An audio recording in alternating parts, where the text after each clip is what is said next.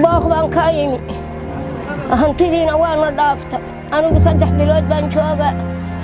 ilaahay idma hayo abaar neef kama iman neef hadda neef akhra la qaban maayo neef kama iman ma maqlaysid baahina way haysaa xanuuna way hayaa sama maqlaysid abaartaasaan ka imi biyo la'aan gaajo caano la'aan raashin la'aan lacag la'aan xoolihii waxay cunaan way mar qura daata oo wada baktiyay hadda baruur ay leeyihiin waa cuni lahaa waa wada baktiyay macaluul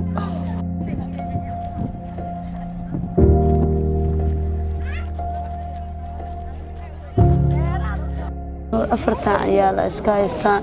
agoon waay nuni ma qabo halkaan iska deganaa qashinkaas iska haaqda meelahaas iska marmara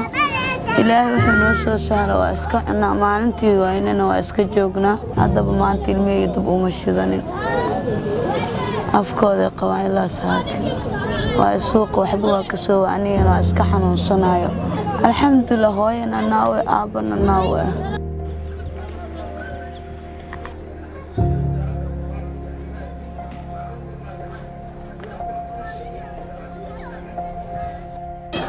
ما هرت باهنا هاي أنا بيدوك وكوي ما تدوك كوي وأنا استجيزنا وقالن تيك هاي نملا دتك باهني سيدي أنا كوي هاد إلى هاد باب كنا فر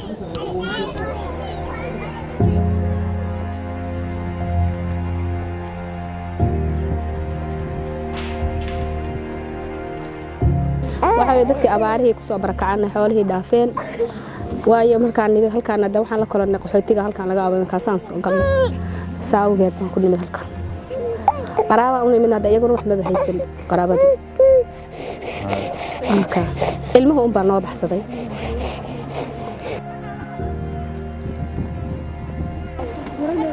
haddii aan ku dhaqnayo caruur iyo reer ku haysto horiina way iga dhammaadeen caruurtiina Tusaarax magaaladeedaan keena uga soo qaaday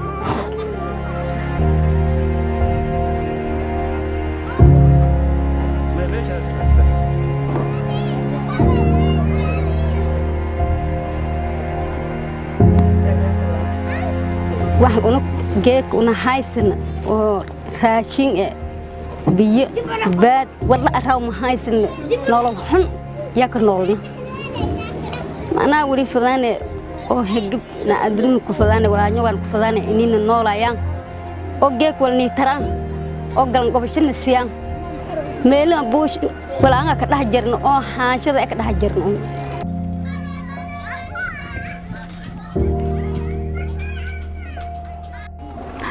waxaan ka imixin galool 5 caruur oo rajaaban wata oo wad dhimatay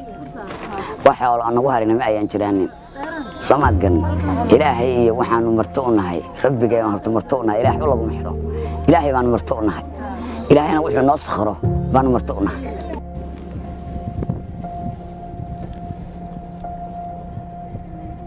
abaarana soo barakiciyay waxaan ku idhaahdaa Itoobiya ka imaanay iyo meel fog abaaruhuna dhulka way wada saameeyeen waxa la waxaan xoolo lahayn way naga dhamaadeen wax allaala waxaan hanti lahayn way naga dhamaadeen kaamka waxa ku soo biiray dad abaarihii soo barakiciyay 3 qaybood ah dad Itoobiya ka yimid dad xamar ka yimid dad dalka gudihiisa ka soo barakacay kalkacay wixii aagaas oo dhan ka soo barakacay dadka oo waxba haysanin waxay la yimaadeen caruurta oo qaaqaawan iyo ayagoo qaawan ayay la yimaadeen kaartoomada bacaha aad aragtay oo shamiitada ayaan waxaan ooga soo gurnay meesha kaarto bacaha shamiitada bay ku nool yihiin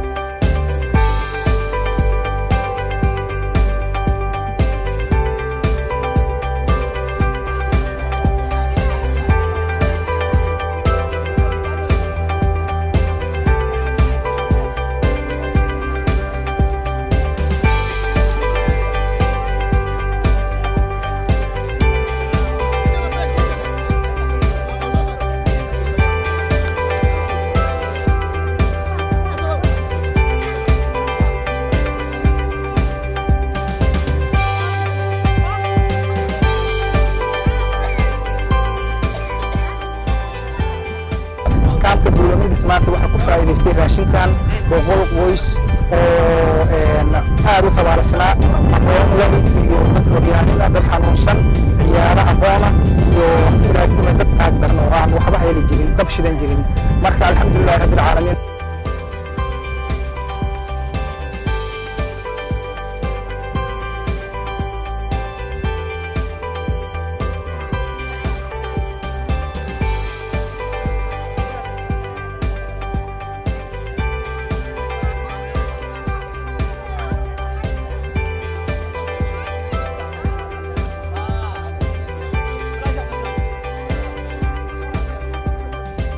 ilaa 6 milyan in ka badan dad ayaa lagu sheegaa Soomaaliya inay abaarta ay si toos ah u saameysay